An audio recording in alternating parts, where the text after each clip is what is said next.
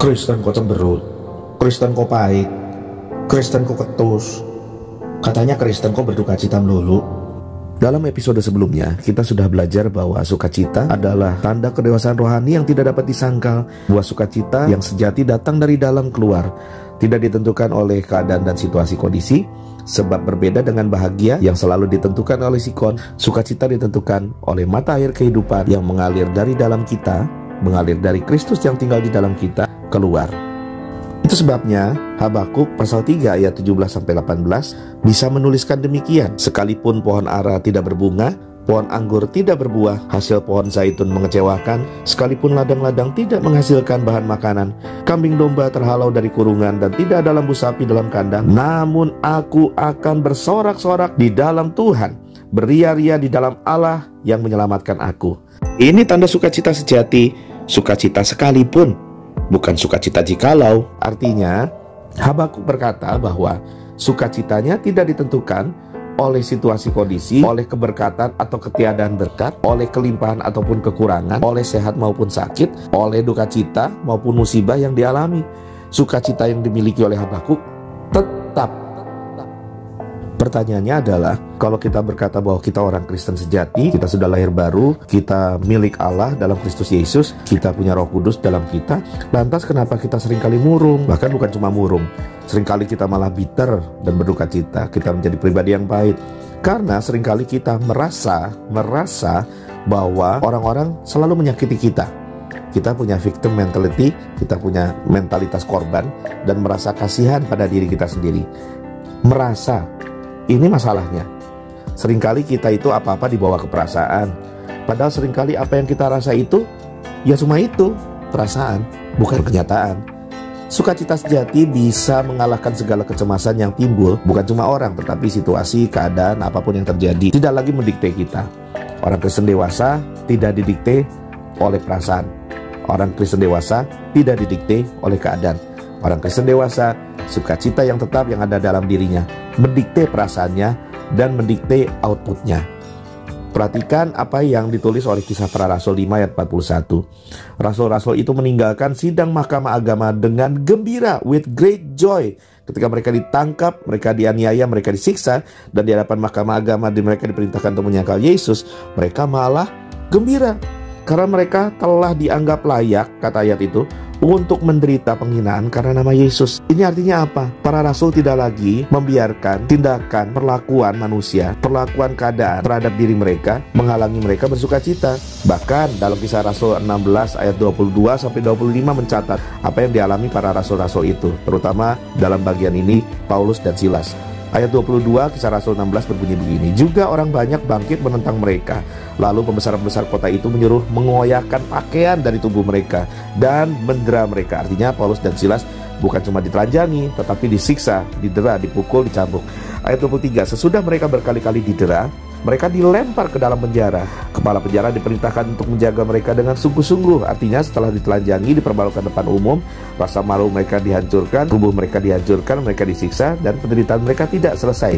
Mereka dilempar ke dalam penjara yang busuk, yang dingin dan lembab, yang tentu sangat tidak nyaman. Tetapi ayat 24 mencatat begini, sesuai dengan perintah itu kepala penjara memasukkan mereka ke ruang penjara yang paling tengah dan membelenggu kaki mereka dalam pasungan yang kuat. Artinya mereka dibelenggu, dipasung, diborgol. Tetapi respon mereka ayat 25, tetapi kira-kira tengah malam Paulus dan Silas berdoa dan menyanyikan puji-pujian kepada Allah, dan orang-orang hukuman lain mendengarkan mereka.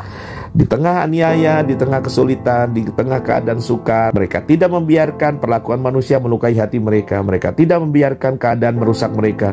Mereka membiarkan sukacita Kristus yang ada di dalam mereka mengalir keluar lewat puji-pujian, sehingga bahkan orang-orang di sel-sel yang lain di penjara itu mendengar pujian mereka. Kita tahu apa yang terjadi selanjutnya. Allah bekerja dengan luar biasa. Bahkan sampai mereka bukan cuma terbebas, tetapi kepala penjara bertobat menerima Yesus. Ini ciri orang Kristen yang dewasa. Mungkin Anda bertanya, Pak, bagaimana sih saya bisa menerima sukacita yang seperti ini? Tentu ada kiat-kiatnya. Yang pertama, Anda harus belajar rutin menimba air kehidupan dari sumur atau mata air keselamatan, yaitu Tuhan Yesus Kristus sendiri. Kita sudah bahas ini di episode yang lalu. Berikutnya, kalau Anda mau minum mata air yang dari Kristus, belajar untuk tidak minum dari sumber-sumber air sukacita duniawi lainnya, sebab sumber-sumber mata air lain akan mengkamiri sukacita yang berasal dari Tuhan. Mereka tidak akan membawa Anda dalam kesegaran sukacita yang sejati, melainkan akan memanipulasi Anda dalam bahagia yang palsu, semu dan sementara. Yang ketiga, bersihkan mindset kita dari konsep yang menganggap bahwa pelayanan, kesuksesan, kekayaan, popularitas, banyaknya likes dan followers dapat memuaskan jiwa kita. Tidak ada yang dapat memuaskan jiwa kita. Tidak posisi, tidak jabatan, tidak sanjungan, bahkan pelayanan sekalipun.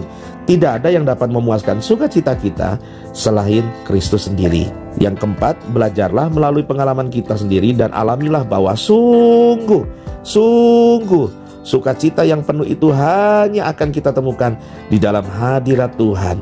Mazmur 16 ayat 11 mengatakannya, in His presence there is joy forevermore, pleasures and joy. Lantas kita kan jadi bertanya, kita introspeksi diri dulu yuk. Kenapa kita sebagai orang Kristen yang katanya sudah dewasa, sudah lama mengiring Tuhan, sudah puluhan tahun ikut Yesus, bahkan sudah melayani, tahu ayat Alkitab, kenapa kita seringkali murung, bitter dan berduka cita? Karena kita merasa, kita merasa kita sudah dewasa, kita merasa kita sudah bertumbuh, kita merasa sudah berbuah, padahal belum. Sebab kebenarannya, orang Kristen yang dewasa sudah memiliki sukacita yang sejati, sukacita yang teguh yang berasal dari dalam, dari Roh Kudus yang berdiam di dalam kita, dari mata air kehidupan yang tidak pernah kering, yang airnya terus-menerus mengalir dengan jernih dan segar. Sebaliknya, kalau kita tidak punya sukacita itu, maka kita menjadi pribadi yang murung. Pribadi yang murung outputnya adalah air muka kita seringkali tidak sedap dipandang, tidak ada cahaya cerah. Kata-kata yang keluar dari mulut kita seringkali ketus, tajam dan menyakitkan. Itu semua karena sumur hati kita pahit. We become a bitter person. Kita menjadi orang yang pahit. Kan aneh, kalau katanya kita punya Kristus di dalam kita, kok kita bitter, kok kita pahit? So, rekan-rekan, saudara-saudara, daripada kita jadi a bitter person, why not become a better person? Jangan salahkan orang lain kalau aliran sukacita itu tidak mengalir di dalam kita keluar. Sebab masalahnya bukan pada mereka, masalahnya ada di dalam kita, bukan di dalam orang lain.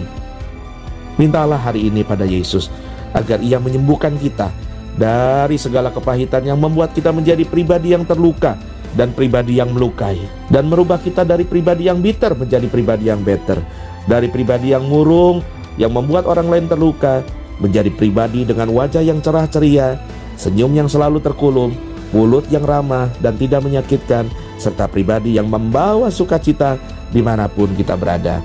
Karena sukacita kita tidak lagi didikte oleh perasaan dan keadaan, tetapi sukacita yang tetap itu di dalam kita mendikte perasaan kita dan membuat kita menang atas keadaan. Sukacita itu bukan dari luar, tidak bisa dicari, tidak bisa ditunggu, tapi harus dibuat. Siapa yang buat? Ya kamu dan Kristus. Dari dalammu mengalir keluar dari kamu. Kalau bukan kamu, siapa lagi? Kalau tidak sekarang, kapan lagi? Ayo, tunggu apa lagi? Make joy happens now. Selamat bertumbuh dewasa, selamat bersukacita di dalam Kristus. Mari kita berdoa. Bapa kami yang di surga, kami rindu mengalami sukacita yang sejati, yang membuat kami berhenti menjadi pribadi yang pahit atau bitter, menjadi pribadi yang better dan joyful. Kami mau menjadi pembawa sukacitamu kemanapun dan dimanapun kami berada. Sebab itu Tuhan, kami minta ampun jika selama ini kami menjadi pribadi yang ketus, menjadi pribadi yang penuh duka dan pribadi yang melukai. Ampuni kami Tuhan dengan kepahitan yang ada pada kami dan yang kami tularkan ke sekitar kami. Dan lakukan perubahan yang mendalam, lakukan overhaul Roh Kudus, supaya sumur pahit yang ada di dalam kami berubah menjadi mata air kehidupan yang kami timba dari sumur keselamatan Kristus, yang airnya jernih dan membuah-buah, terus-menerus mengalir dan tidak pernah kering, sehingga kemanapun kami berada, kami tidak lagi didikte oleh perasaan dan situasi, melainkan sukacita Tuhan mewarnai jejak langkah kami, mewarnai air muka kami, mewarnai tutur kata yang keluar dari mulut kami, sehingga kemanapun dan dengan siapapun kami bertemu, joy itu, sukacita itu bukan hanya kami rasakan, tetapi dirasakan oleh semua orang di sekitar kami. Roh Kudus, tolong kami, lakukan sekarang, kami mohon. Kami perlu sukacitamu. Di dalam nama Kristus Yesus kami berdoa Bapa. Amin.